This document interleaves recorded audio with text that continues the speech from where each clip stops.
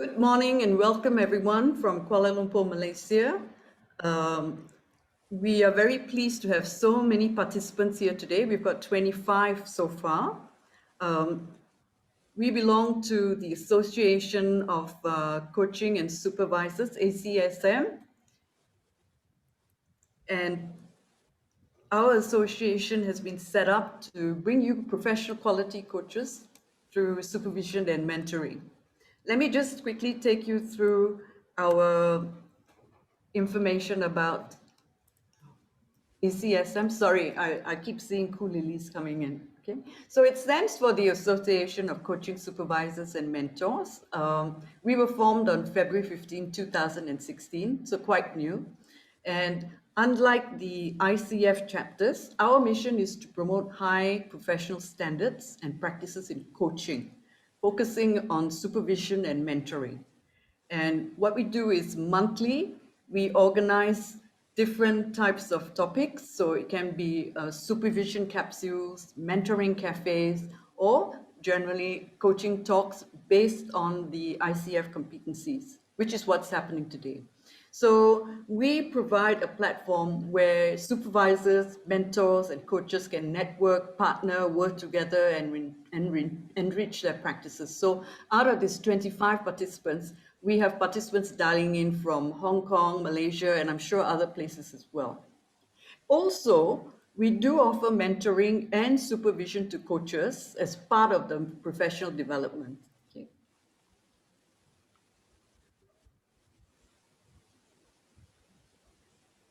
So for the talk today, we ask that you mute your mics so that you can minimize distractions for yourself and really be in the zone to be able to focus. If there are any questions along the way, please type them in the chat box. It's going to be a very interactive and fun session. So before we start, let me introduce you to our speaker today, who will be talking to us about coaching the overstressed clients. Okay. So Lola Chetti is not, she has actually been a very active speaker as well. For those who have attended her last session, it was really good. So she's a certified coaching supervisor. She's also done her master's in INSEAD in coaching and consulting. She's also an executive coach and leadership and organizational culture coach for startups. She designs and delivers executive education programs, and she was also a lawyer and judge at one point. Okay, very interesting and colorful career. So without much ado, I will hand it over to Lola, who will now take us through her talk. Good morning. I'll let you stop sharing so I can share my slides. Good morning, everyone. I'm super pleased to be here, and as people, and I'm super pleased for several reasons to be in Malaysia. For those who know me, they will know that Malaysia holds a very, very special place in my heart, having spent almost over 8 years in Malaysia. It feels like home, and it's really hard not to visit at the moment. Secondly, I'm really happy to see several people here who I know very well. And this morning, I'll start sharing my screen, and we're going to be speaking about a subject that actually the subject was given to me. The title, I didn't choose it. ACSM last time gave me the title, asked me to present on coaching with passion. This time they said overstressed, and it was very interesting. So even before I introduce myself, and I'll do it, Sharon, thank you so much for introducing me. That was a lovely introduction. Even before I speak about who I am and what I'm going to do today, what I'd like to ask you is to have a little check-in with you. As we are coaches, we start with a check-in with each other. Where are you right now? Because we all know where we are right now. And we all know in what environment we are. One is your heart is singing to the day, it is light, your mind is clear. I wish I had a poll, but I don't have a poll in front of me to give to you. And 5 is every day is a drug. You wake up in a state of panic or worry. So just put it in the chat box.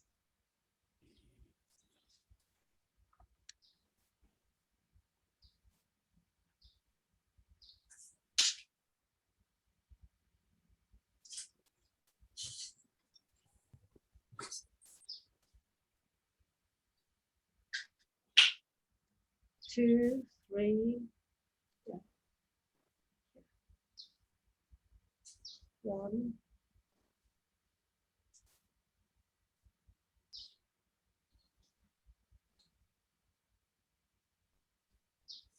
Yeah.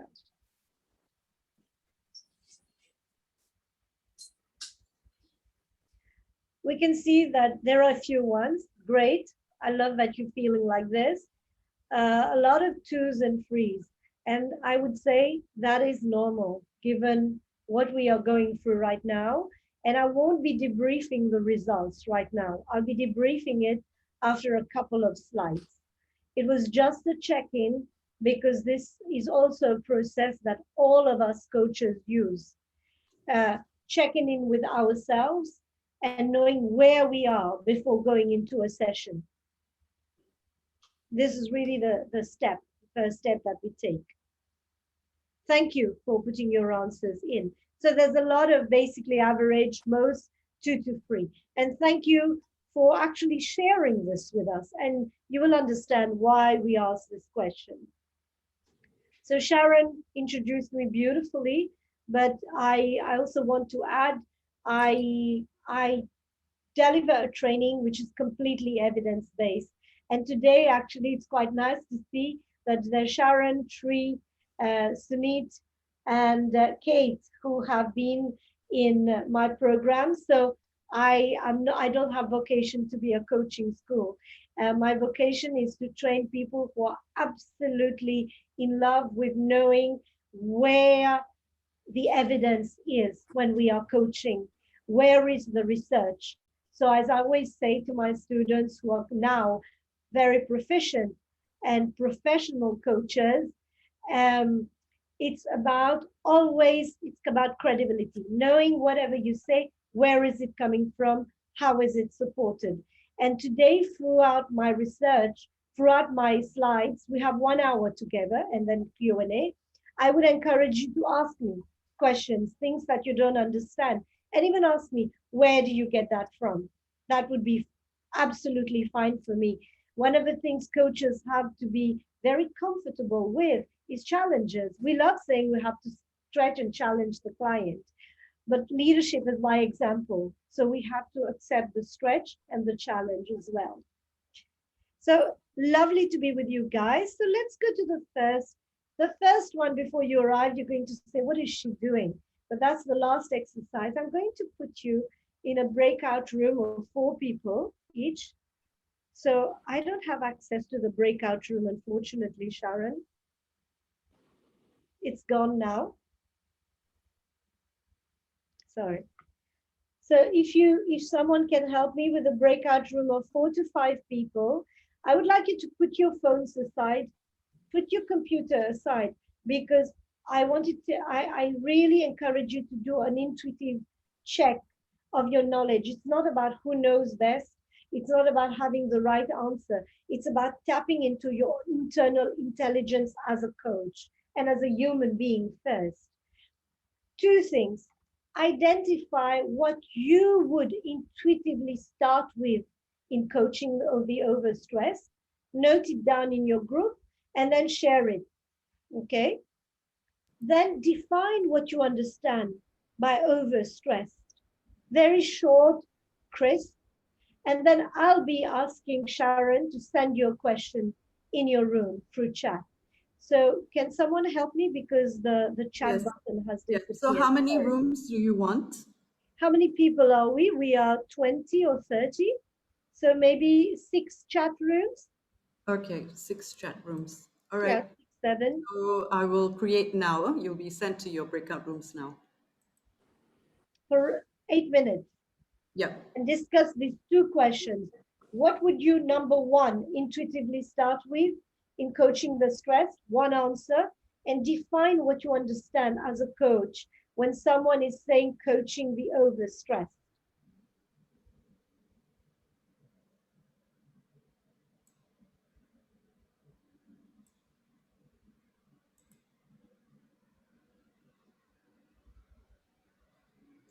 Lola, how do I put in the question for the I breakout room? will I will put it in the breakout room.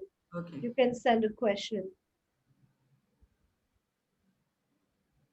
It says broadcast message to all. I'll have number. I will write it down myself, Sharon. Okay. No? So you want So me all to? of you will have 8 minutes.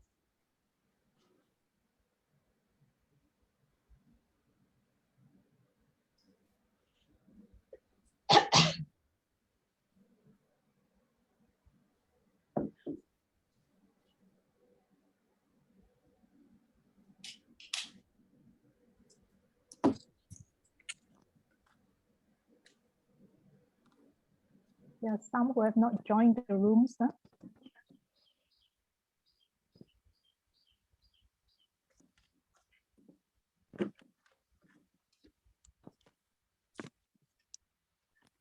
I can't see the breakout rooms now. I I can. can see them. Yeah. Ah, okay, yeah. Kiran hasn't joined. Kiran, can you accept room 1? Maybe she's not there. Yeah.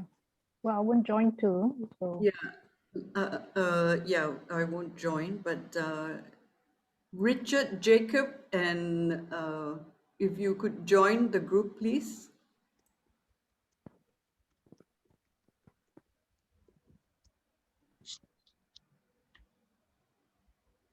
Maybe they are away from the laptops. no, Richard has joined. Richard has joined. I've already sent the questions.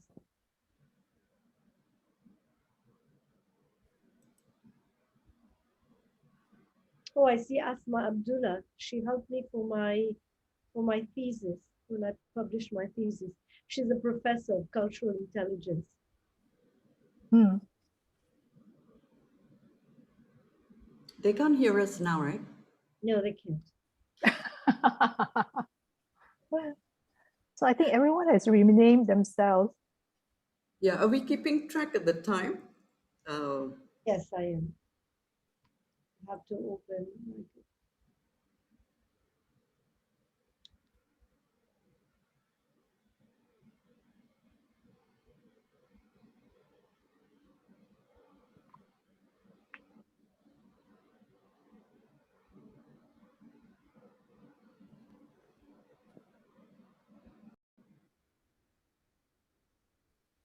Absolutely.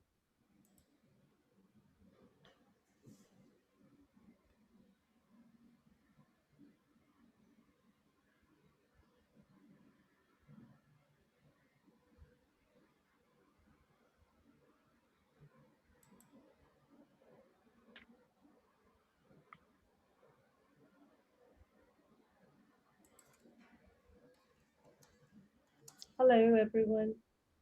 People are coming back. Welcome back. Welcome back, everyone. Thank you. So the reason we put you into breakout rooms is to really take the pulse of coaches, because as you know, today is not so much teaching people how to beat stress. It's more how to give coaches the tools to coach the overstressed. Okay. So I'd like to hear from you what you would intuitively start with in coaching the overstressed. And if someone has already said something, don't repeat it. Just the novel, so that we have a list of things that you think are really important. The number one thing we start with.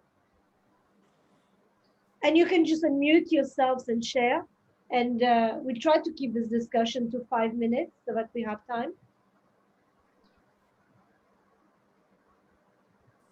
Unmute yourselves, come on. Lola, I'll start. I mean, our group talked about, we didn't get to that question in detail, but we talked about how do we define stress and what do we do. So one of the key things that came out was break down the tasks at hand and appreciate what you have now.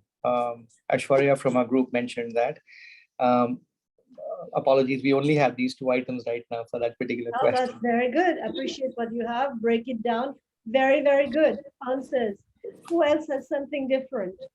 Is to the first thing you start with. Hello. Yes. I don't know what number our group is, but we identified coaches by their body language and also by just having a lot of difficult emotions. And we would deal with that by doing breath work to start with, providing a safe space for them to just like vent it all out, even if we don't understand it all, just let them narrate their story. Then help them to linguistically identify their emotions, helping them Labeling. to have All vocabulary very around valid difficult answers. words. Yes, yes, very good. And then I think someone also said about their thoughts. Their thoughts are everywhere, so just kind of letting them pour it all out. Okay, very good answers, very important. And I would encourage you to actually write them down. They are answers which are all valid within a session where you are coaching a very stressed person. Labeling, unpacking, disentangling what they are bringing to the table, breath work, all of these are tools for the coach when coaching very stressed people. But anybody who has something different with what you start with?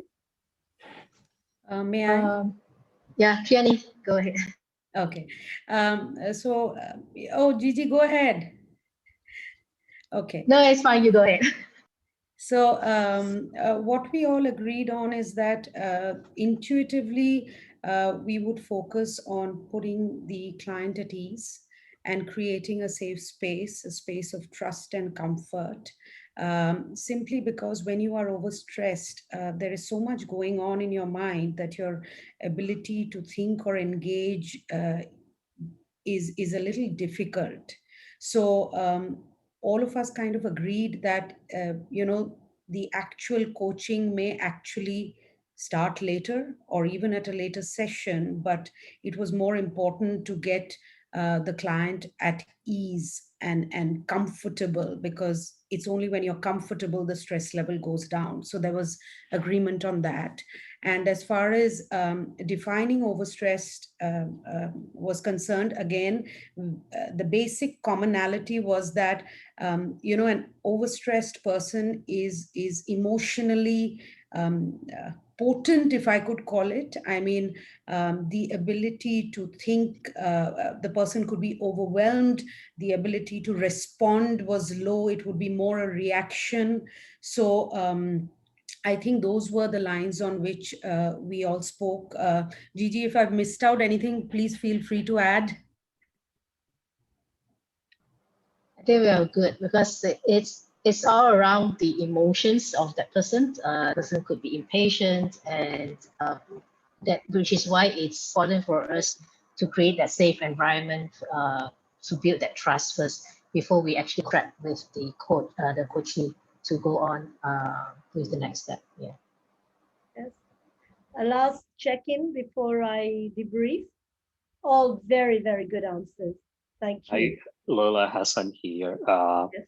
So I think we sort of came to the like emotion is important, scaling, but we end up with discussing about how to draw the line between overstress versus depression, for example.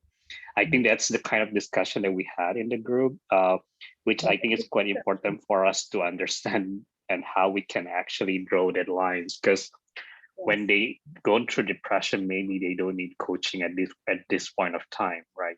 Excellent answer. Excellent answer. When I got the title, I knew, and this is going to come up as well. Thank you very much, Hassan. Making the distinction between that was the third question and the most important question. When I saw the title given to me for today, and they asked me to basically design a customized training, it said overstressed.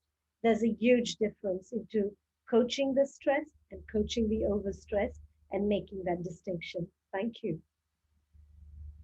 So I'll continue on this. All your answers were fantastic. But when we intuitively start with coaching the overstressed, the first thing we start with is what we started in today. You remember? Where are you right now? Check in with yourself. We are all going through a period, and even, by the way, guys, stress is part of life. And I'll come with the definition of stress. Fear is a given for every human being. If you look at psychodynamics, I have a few students here who did the OCPC course, Kate, Sunit, Sharon, Tree, and I think Asma helped me to do my thesis actually for uni. So it's all about looking. We create the holding space, which is like the name of my company, the space of safety. And this is from the research of Winnicott, that every coaching starts with the holding environment that the coach creates, but also the check-in. What are we bringing to the session? It starts with the coach, because there is something for those who are supervisors, there is a very important saying. We supervise how we are. We coach how we are. In the beginning, if we haven't done that work, we can go in very calm and slowly slip into our natural mood. If we're feeling negative, but negativity seeps through. We're feeling nervous, that nervosity seeps through. The client is a little bit nervous with us, we snap back. We are also human. So the first work, and I think at the moment, this is the first job we should be doing. Me personally, I mean, I only have 12 years of experience, 2009. I started my course in coaching. So, and it's been a journey. But even today, I am very aware, and I have reduced the number of sessions that I have one-to-one, because I want to have a break time in between to actually re-energize myself, to be able to breathe before I go.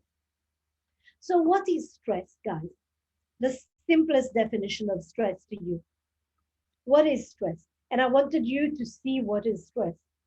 And actually, some of my clients really like it when they tell me, oh, Lola, I'm stressed. And I say, okay, because when people come, the clients are coming with a compounded stress. COVID, work, being with a lot of people in the house, working, being cooped up, not knowing what is stress. Stress is a perception of a situation where we feel that the resources we have will not meet the demands that are being imposed upon us. It's a perception. I'm not saying it's not reality. I'm saying it's an individual perception. And this is where the coach operates. Because it could be exactly the same situation and two different people would react differently. And this is where the space of non-judgment as a coach comes in, and the space of listening to the person. So I will now quote one of my favorite researchers, and she's a woman. She's one of the top neuroscientists in the world, Lisa Feldman Barrett. She actually says, we are, as human beings, all day. It's normal. Our brain is actually, it's a non-conscious activity, taking in data and assessing whether we have enough resources to meet the needs of the moment. Anyway, whatever, the background, the situation is, as human beings, non-consciously. And now just imagine, the brain is supposed to protect us. It's constantly scanning for friend, foe, danger, safety, constantly. And basically and there are these added layers, COVID, work, issues, and the client comes to you with, I'm stressed. So we need to find out what is it that they are really stressed about. It's important to break it down, and you've already said it. And very honestly, I use my own graph, and I said, this is stress right now. Tell me, where are your capacity? Where is the demand? Tell me, where are the capacity and the resources? We always start with the demand first. What is their perception of the demand? what is their perception of their capacity and the resources, right? And when we talk about stress, where are we on that timeline? Where are we at the timeline? Are we in the beginning or in the end? When we start talking about overstress, we Towards further the to end. the time. Towards the Absolutely, Sunit. Overstress happens through exposure over a long time to stress. And there is a difference between the stress client. The stress client is still feeling the demand is higher than what my capacity and my resources, what I can provide to this situation. The overstressed client, which is the subject today, it's very different. The overstressed client has been through prolonged exposure to stress that is not being dealt with adequately, where he or she is not getting a relief. And this is compounding the symptoms that they are getting. And I believe Hassan said, rightly so, that we have to make the distinction because the coach is trained to coach the highly functional individual. And it is not to say that we do not have a role with the overstress. But it's also ask yourself a question, can you offer this person help? Because this is about help, okay? But we can, after having done work on ourselves, we can.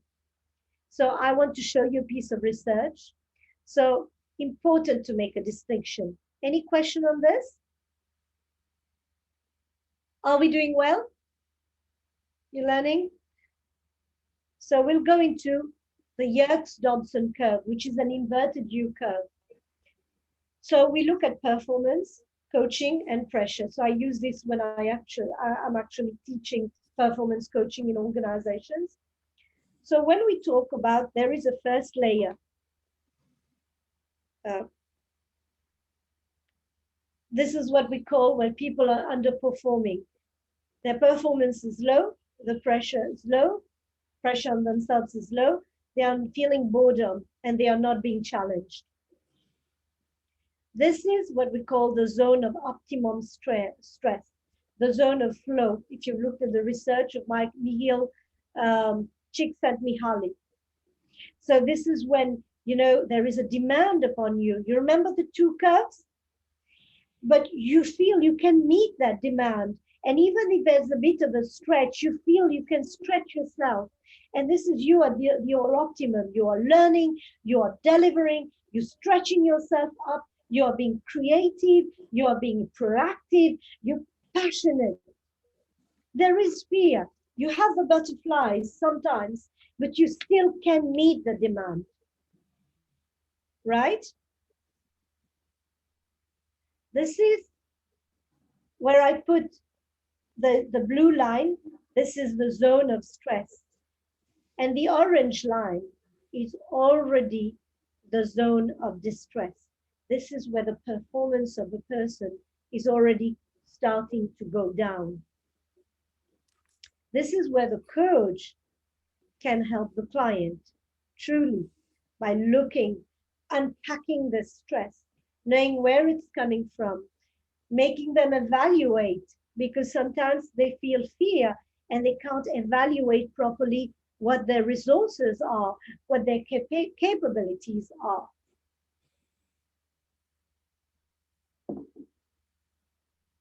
Yeah, if you look at our previous slide, it would still be where you're meeting the demand, where the person's capability is very high, you are meeting the demand. And we're talking about the overstressed for the coach. The distinction comes here. This is the zone of burnout, breakdown. And this is where we have to be very careful. If we can't coach the client, we better not. It is the zone where we absolutely have to ask the client questions about how they are doing. So the World Health Organization in 2019 identified this syndrome as the burnout syndrome. And it showed that it results in chronic workplace stress. And distress happens, burnout happens through prolonged exposure to stress. When the person is leaving, and it's not the person's responsibility, the cause of stress is being unaddressed. And every day that person is feeling, I'm swimming with the water up to here. And some of us have been here. I have been here. And when this happens, we have to remove that person because the person is not in a position to deal with the causes anymore. And very often, sadly, you will see depression, anxiety, personality disorders. Do coaches deal with these? No, we don't deal with this. It's against our ethics. We are not trained to. We deal with highly functional individuals. Doesn't mean we drop the client. There's still a role for us because we are helping profession. We are a profession. I look at it that way, that we may earn money for what we do. We may be very good, but compassion is part of the deal. So the person may be suffering from high blood pressure, abnormal heart rate, sleep. The first thing with clients, sleep issues. The worst, palpitations, panic attacks. So how do we know that? And the more these symptoms are, the more this person has to know they are in the zone of distress. Very often I take my pen, and for me, I coach completely evidence-based. So I will do it and say, hey, you see that? And we take the ticks. So listening is most important here and asking the right question. And I think we should be asking ourselves also these questions. Where are we right now? If we were in the yellow, we'd be feeling, it's hard, but I'm looking forward to that. But I want this and I can deal with it. And when the overload comes, we know that we have to deal with the causes of the stress. Because if we reach the burnout, then we need medical help. We may need a coach, but the coach's duty is to ask the person to go and get medical help, because the more they go down, the more difficult it is to recover. Because that person is completely mired in the situation of stress. Any questions before I go to the next slide? Lola, some people are asking if you will share the slides later. I don't share the slides, these ones, because these are last time I shared because it was, but I don't share my slides. But what I can do is share a general slide. I will do a participant slide just to, yeah, it's good to share knowledge as well. So a just general overview of a booklet, okay? So ask, as a coach, and today it's coaching because I'm not doing it for people who are overstressed. As coaches, ask about, listen to the physiological signs, observe. I think it was someone said, I can't remember your name, I apologize. Your group, the behavioral signs, the psychological signs, clenching of teeth. At the moment, I see quite a number, and by the way, I clench my teeth as well, okay? So I know that there is that stress. It's about recognizing it in us. And when we recognize, and that's why I do a centering practice before going into coaching, I do a centering practice. I do a breathing practice. Self-care is important in this moment for the coach because it allows us to be the best we can be for our client, with our client. So nervousness, headache, muscle tension, nausea, high blood pressure, eating disorders, angry outbursts at work or home. The person stops exercising, withdrawal from the world, and not doing something about it.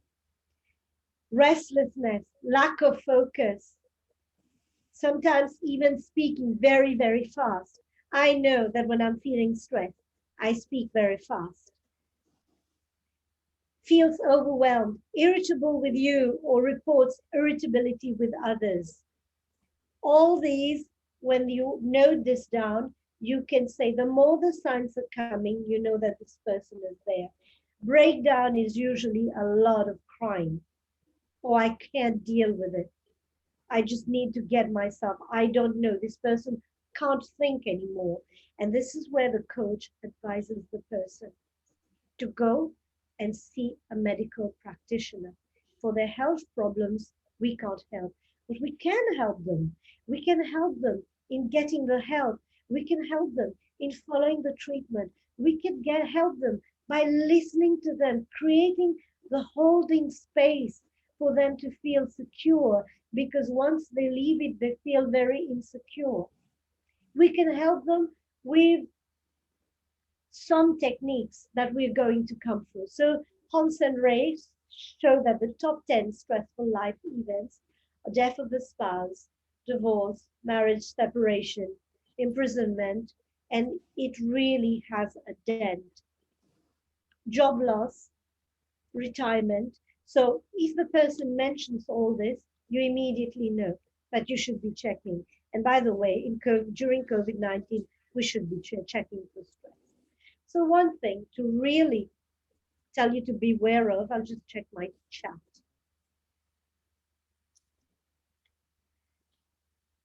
is to beware of Bandaid solutions as a coach. Bandaid solutions is forest, go and walk in the forest, it's good. But if the person is overstressed, it may help, but don't let that person think this is going to get them out of the woods. They need to go and see a medical practitioner. Meditation, very good. It's going to calm down the brain. But, little break of 15 minutes. Yeah, it may, but please be aware, small solutions may not help your client. There is one which is always good in that moment. Distress or overstress, or even for somebody who's completely having a burnout. What is one tool we can use straight away in the session?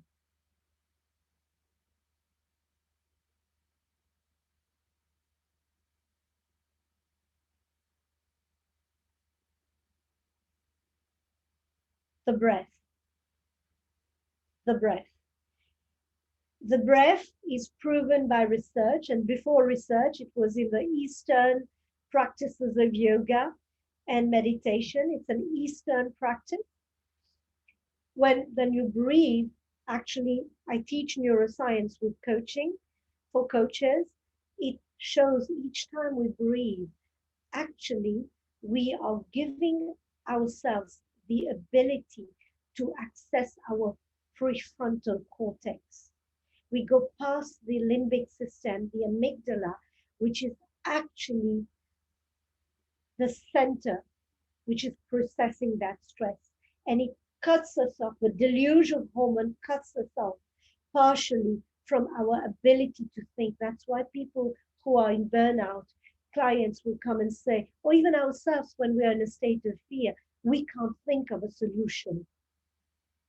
So the breath, enrich your breath.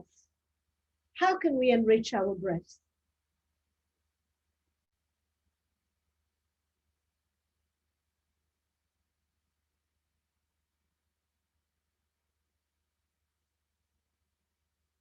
How can we enrich our breath? By focusing on it, by actually sitting, being present, breathing, counting through it, perhaps. Very good. We can count through it. There's something that I do with my coaches. Very good, Kate. I make them stop breathing. I wouldn't do that with a stressed client, because if they stop breathing, then they go. Usually I say, oh, breathe in, stop breathing, breathe out. No, I go breathe in. But I enrich the practice by putting, and this is from the University of Penn by, it's not Lola Chetti, not at all. It's Professor Marty Seligman, the father of positive psychology. You enrich the breath with positive energy and positive thoughts. So you can put some music, calm music, and you enrich the breath by telling the person, and so by touch. So when we do that, it's actually a way to calm down pain.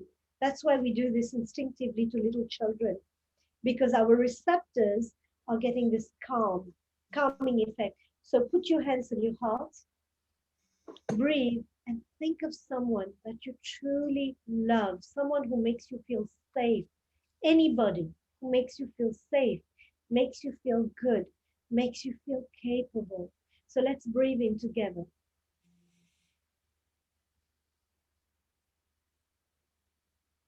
Breathe in. Feel the light getting into you. Feel the warmth on your chest. Imagine, visualize this absolutely wonderful person who you absolutely love, or persons, and who provide you so much positive energy and safety. Extend your breathing out.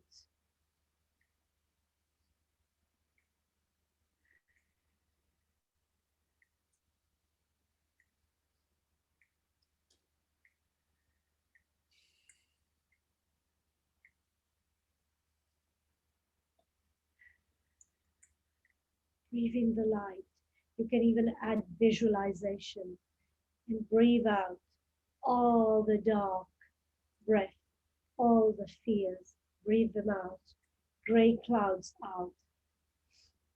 Yellow light in. This is how we can enrich our breath, because there's research shows that what are the 4 main causes of stress according to research? And tap into your own experiences. We've all been stressed. What are the 4 main causes of stress for everyone, human beings? We are different races, but there's only one human race. We're all the same. Our brains function the same. And that's why research applies to everyone. Of course, cultural intelligence makes a little difference, but under cultural intelligence, there's also that humanity that we all share. So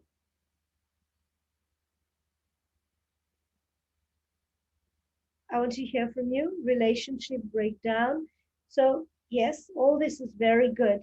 It's into 4. Lack of control. When somebody feels I have zero control over the situation, somebody who's not earning money, who you feel, oh, she has a great house, so much money, but zero control over their lives, zero control over decision making, zero control over where they go, how they shape the future. There's somebody choosing for them. That's why a number of housewives are very stressed. They may have everything, but no control at all. Lack of certainty. COVID-19, it's not just the illness. It's also what is going to happen. And sometimes the political situation doesn't help. Lack of certainty. What else? Lack of information. We don't have information. We can't make a decision. We are in the dark. We need to make a decision about something very important, but for some reason, we are in the dark.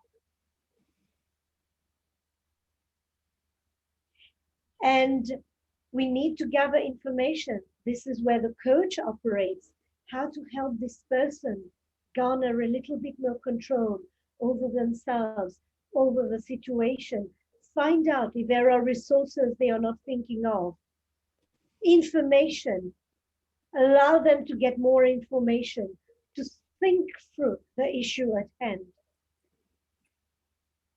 Of course, there's the medical issue. This is going to be taken by the doctor, the sleep, but the meditation can create safety for themselves.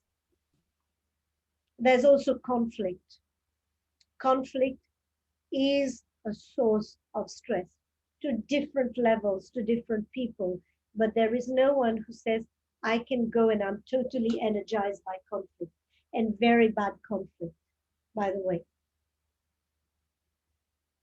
So we need to help this person also to reduce the conflict.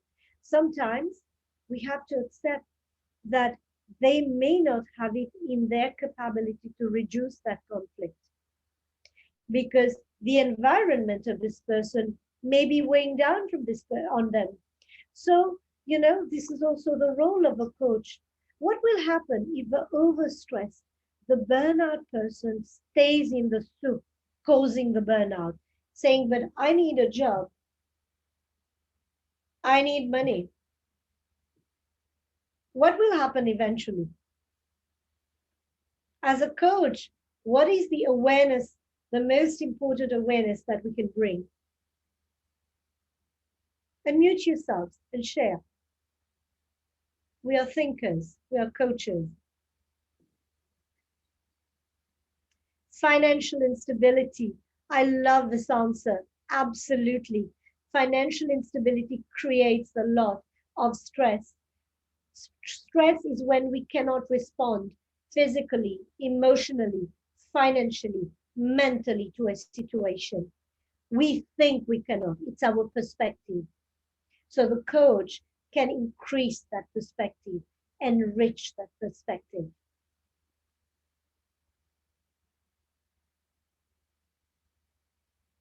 Right? So, any questions at this moment?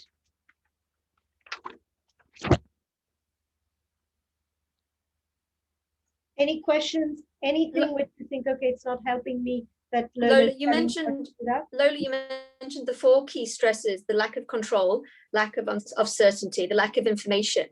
And was the 4th one conflict, or was that the one? Conflict. It was. This is by Professor Gabor Mate. Yeah, thank you. From his very extensive research on trauma and overstressed people. These are the 4 situations. So these are the 4 levers that we look for. You asked the question of us just then of, you know, what's the worst outcome? I think we've all probably coached people who said, I can't leave this job. I have this, you know, I have to, you know, I've got all these financial responsibilities. Mostly it's these ones.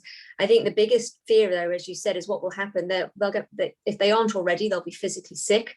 They'll end up being incapacitated anyway. So I think at that point, the challenge is, well, okay, if you can't leave this role, help them unpack what they can do to change their current situation, because maybe they can't leave the role. We don't know all those details, and maybe it's a perception, or maybe there generally is at this point in time not that ability, but helping them find how they can actually cope through it. Absolutely. How can they take control upon themselves? And usually if you're in burnout, I've never met anyone in burnout who can do that. So anyway, it's also create the awareness that if you don't leave, you're either going to stop yourself, something worse is going to happen, or they are going to kick you out. Actually, and it's going to be much more difficult, the recovery. And it's for the coaching to decide what they want to do. But then we need to create that awareness for our questions, not by telling them. So, and there are amazing questions to ask. Questions like, what will happen if this situation goes on? You're not sleeping, you're going to work and you're crying. How do you think? What are the perspectives at work? What will happen in the long run? What could be the impact on you? What could be the impact on your role? What could be the impact on your team? How long do you get? How much resources do you have? What would happen to your family? What would happen to your health if every day you're being exposed to lack of sleep, arrhythmic problems, arrhythmia, you know, you count your heart, you're having this panic attacks, high blood pressure. So we have to ask them about their environment.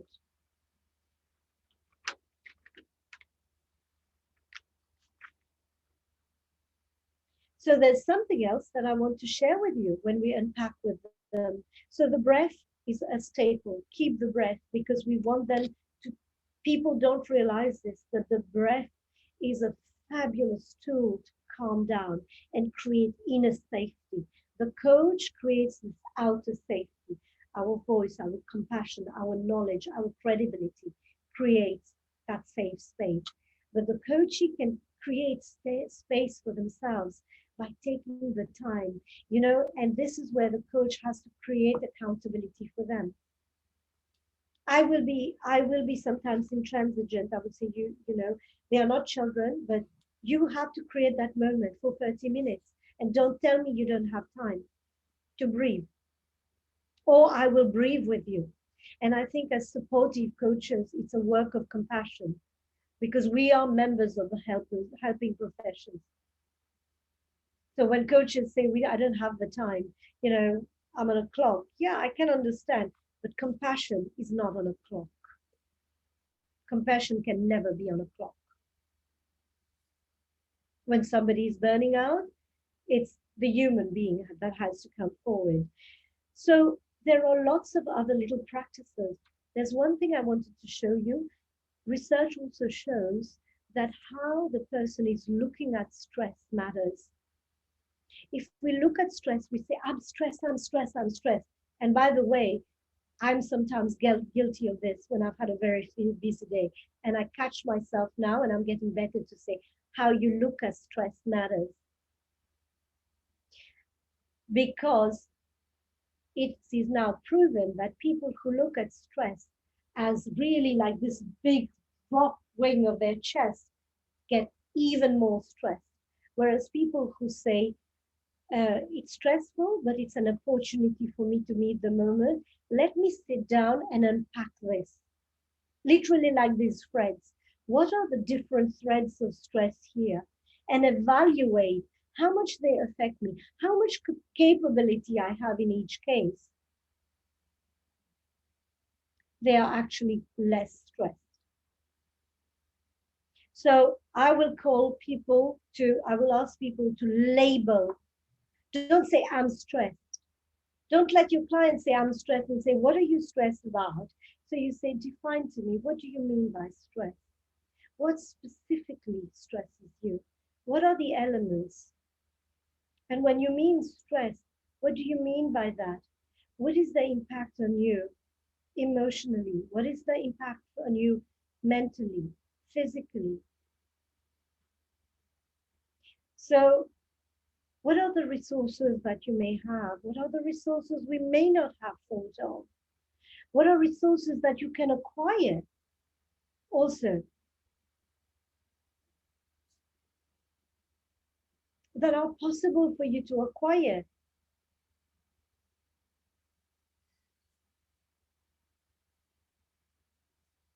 Explore also the alignment of what the person is doing with their value system. Very often you will see people doing very hard work, feeling really it's heavy and stretched every day, but they have a why. And when they have a why, they can push through and do it. So it's also a good idea to have an exploration and values. And there are a lot of apps now that can help clients. Headspace, Calm, Smiling Mind. I've recommended them to my clients. I use them. Hassan has raised his hand. Please unmute yourself. It was so nice to hear all those, questions that came to you. I just wanted to, as a coach, we're also human being, right? I just wanted to make sure, how do we equip ourselves to deal with this overstress? Because at what state we should say, I don't think this is the right time for me to meet them. Because, I think this is really, really something that, to me, I think I need high self-awareness as well to be in that situation with a coachee, right? That's a very good question, Hassan. So I have a few, like I said, I don't run a coaching school. I run little coaching groups. I have a few people who are in my group. We have Kate, who's in Australia, who runs a large business, Tree, who has her own business, Sunit, who heads compliance for City. So they are all people who are coaches also. And what we notice, and they will have learned, all of you guys, what is the first thing we start when we start with learning how to coach? It's coach self-development and coach self-awareness. This is the source of it all, Hassan. Self-awareness of the coach has to be very, very high. You coach up to your level. Certainly we can trigger insights, but in a case like this, you have to have a self-awareness. One very easy way, Hassan, we haven't reached any kind of destination. I'm a work in progress. I'm still learning. Is to tap into yourself. When the person is speaking, is if you're feeling, haven't you felt not good when sometimes coaches are speaking and you're like, oh, the cringe, what do I do? Yeah, well, this is telling you something, that you're getting that emotional contagion. You, as a coach, you are not being able to, because this is the health of this person. So I would say take a breath in that moment. Do a little breather with the person, and if that persists, I think it's part of our ethical code. If we feel we are not the right person to say, you know, right in this moment, I can help you here. Here is where I think I can't help you. And also to recognize your self-care as a coach is more important, because if we don't have self-care, we're going to transfer all this negativity to our clients. Without knowing, in the beginning, we can be, hi, wonderful, great. And then in the end, something seeps out.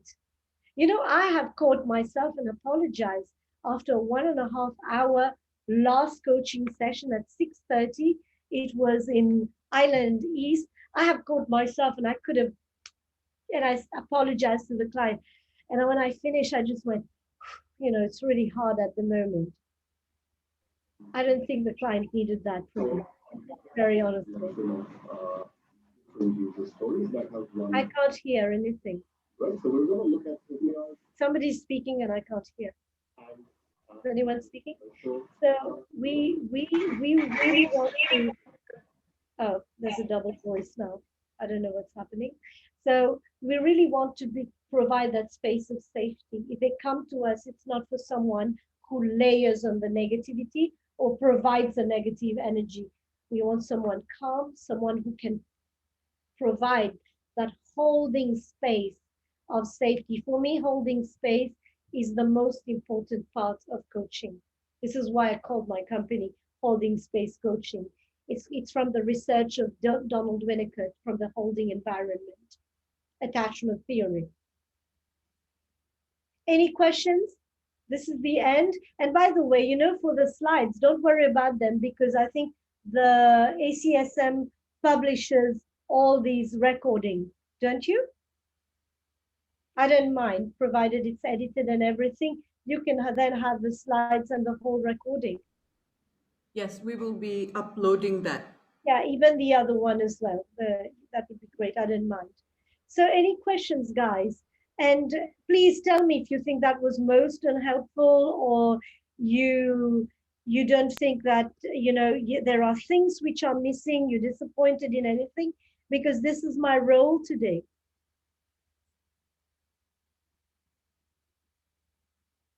What are questions you would have? What are things that remain unanswered for you?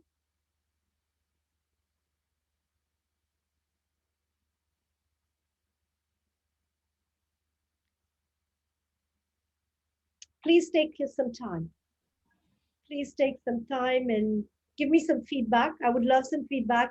I'm going to post this on a picture online, and I would be so grateful if you could put your comments, good or bad, because I don't market myself. This is the only way that people know the quality of the work that I do. I've worked on word of mouth for 12 years. So I'm on LinkedIn. I'd be very happy to be linked with all of you. So anybody has questions?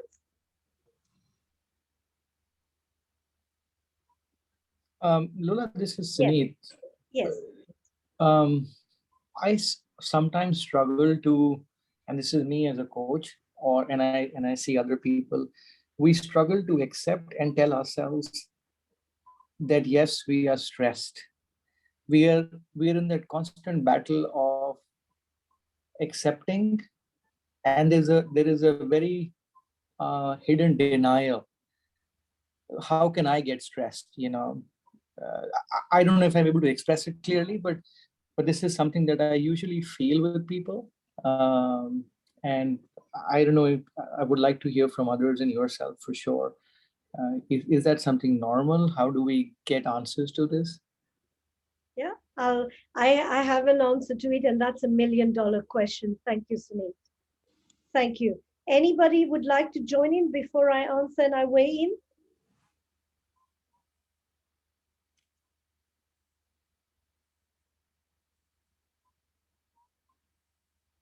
Anybody would like to answer? Maybe Okay. I share something about my Yes. experience. Who's that? I think Yeah. the conflict is my image of myself. Am I expecting to be an expert or something else? I think once my image has changed, that question has less impact on me as a coach. That's my Thank, experience. thank you, Suan. Really grateful for your contribution. So Sunit's question is the $1 million question. And the reason we don't accept that we are stressed is because we associate, and society and the television and our family associate, and our culture sometimes, most of us are Asians here, associate stress to shame. Just like if somebody has a mental issue, however mild it is, stress is associated to mental issue is associated to shame. And one of the ways to say it is to understand that our acknowledgement is our strength and superpower. Whatever we don't acknowledge, we're taking our energy to push it under the carpet. That's why I told you I was actually in Island East with the MD, and I actually finished the session saying, at the moment it's really, and I'm sorry, I shouldn't have said that. It's me being human in that moment. It's because I had 5 coaching sessions, and in the end, the stress was showing up. The good thing is not to have long sessions like this, and not to stop these afternoon back-to-back sessions in a day. Spread them around the week. When we go and we bring our freshness, that's why, Sunit. And the way to do this is to say, my superpower, this stress is what makes me so successful. This stress is what makes me deliver the best work. What is happening is I have to understand it for me to tame it. Where is my strength? Where is my stress coming from? Why do I think that I don't have the capability to mean it? Contradict myself. Let me talk to other people. Let me call my peers. Let me call my coach. Let me find out that maybe I have some resources that I can meet this stress. Internal resources and external resources. Because very often we are not evaluating our capabilities.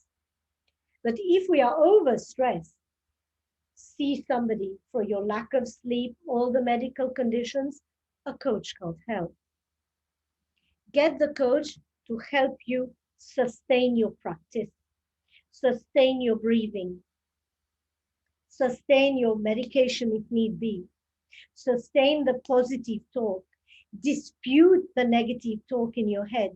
So I can give you a piece of research which is coming to my head now. Let me see whether I can remember it. It is the work of Professor Martin Seligman again, the father of positive psychology. It's looking at 3 aspects when you are coaching someone, and even for your self-practice as a coach. When you say I'm stressed, you remember the threads on my slide? Unpack these colorful threads. When we wind them together, we are making it a mountain. So what we do, Marty Seligman says, unpack it, look at 3 different things. Is it permanent? Sometimes we are considering this situation as it is going to be a situation we'll have to face for our whole life instead of being transient. And this heightens the stress. Look, don't take it as personal. The three P's: permanent, personal, pervasive. Permanent, ask yourself, is that going to last a lifetime? If the answer is yes, and you are sure, you better run away from that situation. No human being can face something without consequences for a lifetime. Okay? Then you have to change your environment as much as you can. Pull yourself out of it. Certainly, pervasive.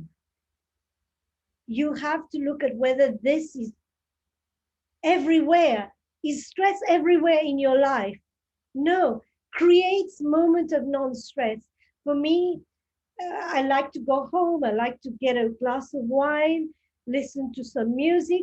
By the way, research shows, and you can find out that playing calm music, and actually the list is on the app. There's a list of musical of songs on Spotify, which is called um, relaxing songs. It's what surgeons play during surgery. And they have found that one, the surgeons are more calm and the client wakes up and does better, more calm, because there's music. Really relaxing song. So is it pervasive? If it's not pervasive, unpack it. Where is the stress? Your whole life is not stressful. There are elements. Unpack these elements and see the pockets where there is no stress, and privilege these moments of no stress. Personal, sometimes people take it on their own and say, oh, I'm so unlucky. This is happening to me. And I've done it. We humans, oh, this is because I've caused this situation, or I said the wrong thing and made her angry or made him angry. No, you can't take the weight of the world on your shoulders. You also have to give some responsibility to other people, some ownership. Very often when people are stressed, family is the last where you go, because they get more stressed than you and they stress you even more. Yeah, because they can't deal with your stress. Accept this. This is a reality for most people, because our sisters, brothers, husbands, children are not our psychologists or coaches. They're family. They are expecting us to create safety for them. So when they see us in stress, they make our problem even larger and bigger. So sometimes we have to set the tone as well. Does that make sense, everyone? Everybody has a smile when you say that. Sorry? So we all practice that. I said everybody has a smile when you said that. So Yes. It's common for all of us. Yes, and believe you me, even if you're married with a coach, you may not get coaching at home. You'll get family at home. But we can also create that space of safety by saying, I had a stressful day. I really want some happy time right now. I want us to relax and not to speak about difficult moments. Or I just want you to listen to me. Don't try to help me. Just listen.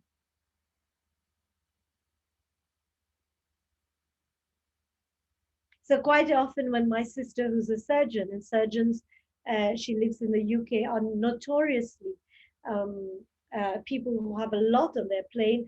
Sometimes she'll talk to me and I'll ask a question and she'll tell me, Lola, for God's sake, I called my sister. I'm not calling a coach. And it reminds me that in that moment, I just have to zip it and listen and just say, you got that. And anytime you want to come to Hong Kong, you can come. I'm here. We've got you. That's all they need in that moment.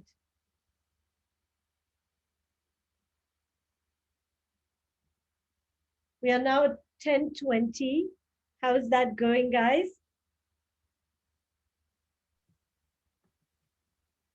Lola, can I just ask one question? I put it in the chat, but I think there's just other chats going on after that. How would you suggest we could work with or in parallel with somebody who is having counseling or psychotherapy? We How can. can it be complementary? I wouldn't say in parallel, because then as a coach, you'd be held by the psychotherapist. So actually psychodynamic coaches will bring some aspects of psychotherapy into coaching, but we don't look back. We go forward looking. Whereas the psychotherapist is going to bring psychodynamic. I'm a trained psychodynamic coach.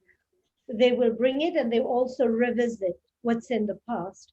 Whereas coaching is about being forward looking. We go inside the past, psychodynamic coaching, to understand and then bring it forward. So if you look at narrative coaching looks a lot about the past as well, goes a little bit into, the story of the person. Mm-hmm. And by the way, there's a magnificent book at the moment, which is great, which is called What Happened to You by Professor Perry, who's one of the top Yeah. psychotherapists in With Oprah. Oprah. Yeah. Wonderful and easy to read book. I mean, I think coaches, we can't practice if we don't read. Reading is so important to our practice. Researching is so important to our practice, evidence-based. So yeah, and you can, but I wouldn't say parallel. So yes, I've had people in the past say, I want you, and I'm like, yeah, I will talk to you, but I will not be held by the psychotherapist. I coach in the moment. And certainly when you do psychodynamic coaching, if that's what the coaching has come, I will not use psychodynamic principles, but we will, for example, look at, it seems that you know about psychotherapy. Are you? No, I don't mean like in parallelism we try to do what the psychotherapist is doing, but I just mean like she wants to have coaching at the same time as when she's. That's perfect, I would say. That's Okay. good, because they're doing two different things. They're completing a picture. Mm-hmm. Yes, but we won't mix. We coach in the moment, and certainly when you are coaching, there are things what enriches your coaching practice. For example, looking at defense mechanisms, but you have to be trained to do that. Yeah. So yeah, absolutely. Yeah. Anything that enriches the coach, the overstressed needs help. We can't promise. I mean, when somebody's going for burnout, they need a doctor. They may want a coach who can support them in going to the doctor, taking their medication, doing their breathing, evaluating, seeing through the fog.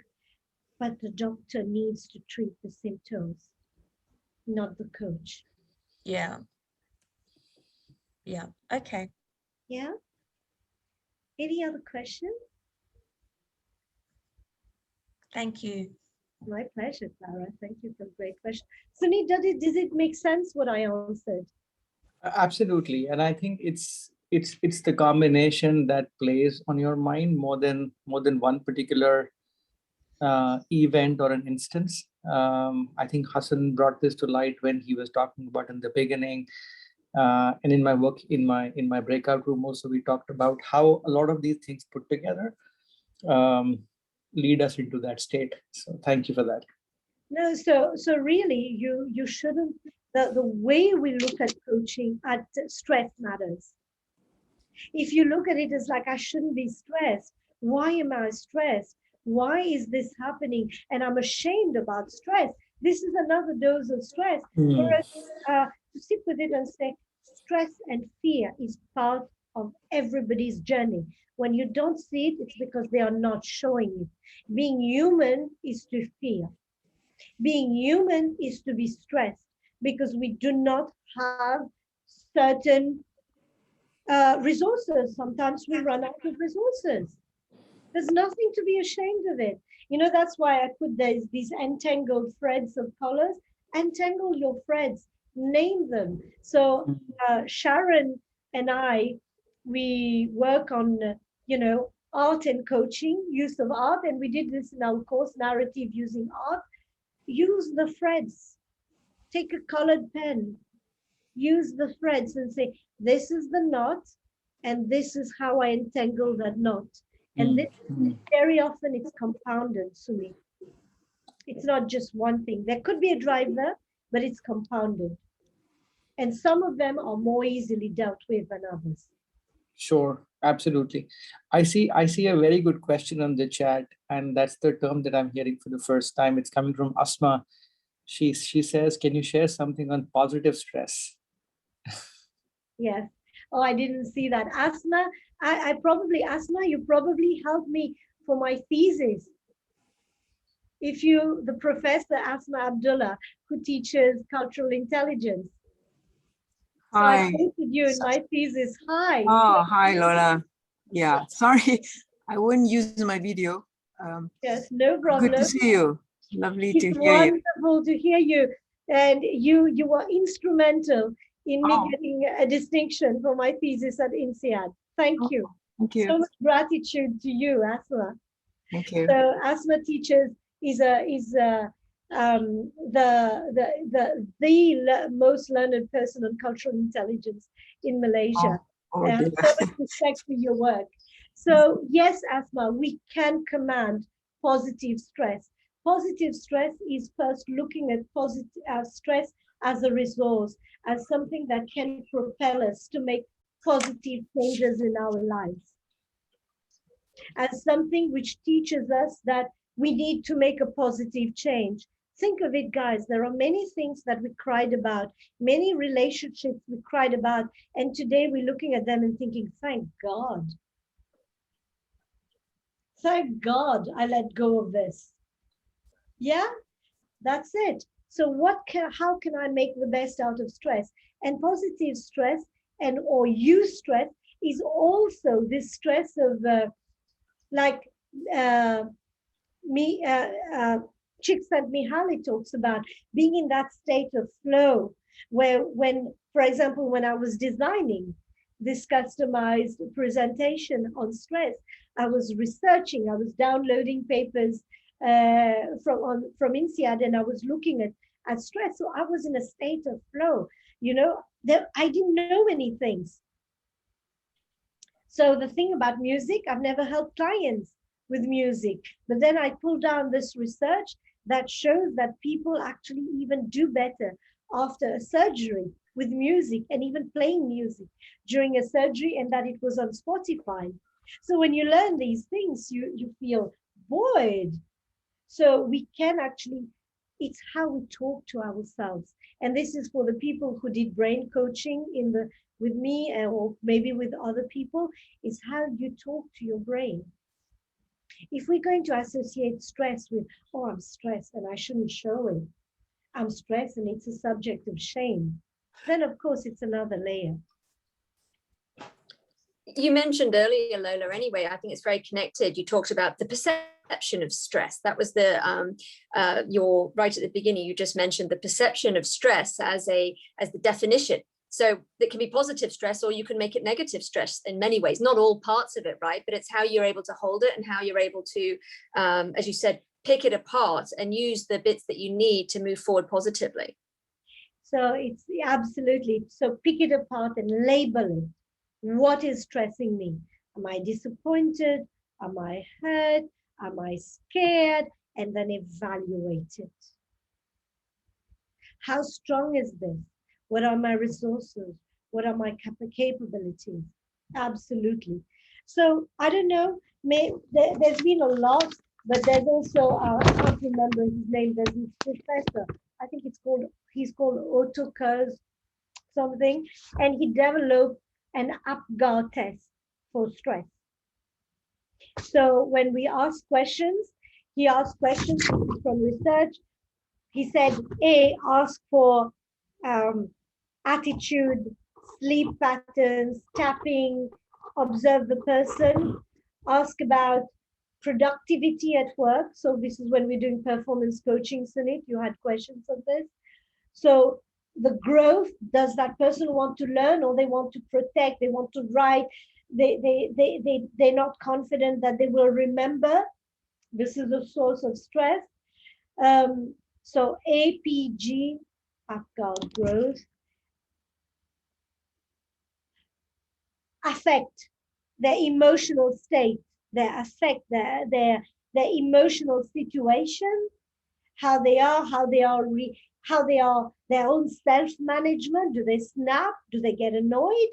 All this is stress. When we get annoyed, it's stress because we feel that we can't respond to what is being asked of us in the moment.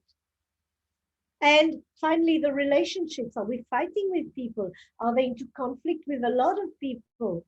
But also ask, environment matters. Sometimes we have to tell our client, where is your source of support? Every human being needs support. We all need that one person, more than one is even better, who makes us feel safe and listened to.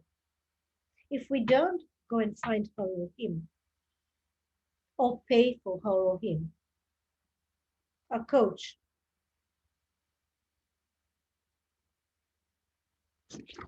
We've reached 10:30. Time has just flown. So the end of our session. And I would be so grateful if you had any comments on LinkedIn, please. That I would be so grateful to you because that's the only way that I make my work known. And if you want to inquire about any work that I do, please feel free. I have a website. And thank you very much, ACSM. Thank you very much, everyone. It was a pleasure being with you. Is there, would you like to take a picture? I think it would be lovely if you could. Lola, if you can hand over the presentation to us. No, Then it's okay. We can snap a picture here, but just request everyone to have the video on. so, yeah, if you can unshare, then I can just end the Am session. I still sharing? Yes. No, now you're no longer sharing. Okay. All right. So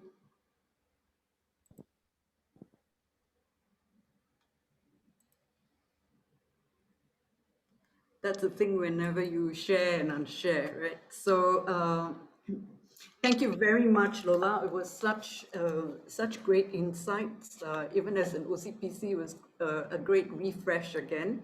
And thank you everyone for your participation.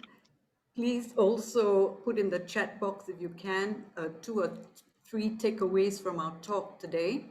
And prior to that, if we can also snap a picture, and of Yes, course, of all of we will us. provide the picture to you as well, Lola. That would be lovely if we could yeah. have a gallery picture. Yes, yes. Ah, And okay. Loche, if you can stop the sharing as well, and then. No, you have to stop the sharing. Oh, okay. No, sorry, stop the recording. Okay. Yeah. But So I also want to I've also put the link for you to share your 3 takeaways.